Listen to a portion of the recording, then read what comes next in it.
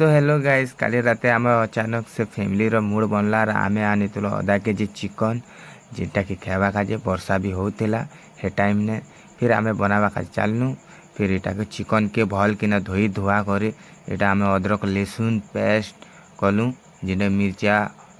आरु अदरक लहसुन आर कढ़ई गरम करिकिना आम इटा प्याज के भल से भुनी देलु तापछे अदरक लहसुन रो पेस्ट दी देलु आर तापछे आम निके चिकन के आम कढ़ई ने डाल देलु आर टिके भल किना निके भाजी भुजा दी सारला पर आम टिके निके नमक ऐड कलु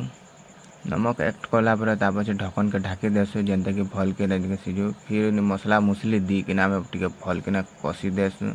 फिर से टमाटर टाम दी देसु आर तापछे निके भल से निके सानी सुना देसु सानी सुना देला पर फिर से निके ढक्कन टिके डाल दे जेनटा कि सिझो आमर चिकन भल किना फिर 5 मिनट पर निके आम निके ढक्कन के खोलसु देखलु जे बहुत सुंदर हिकना आमर निके चिकन बनी छे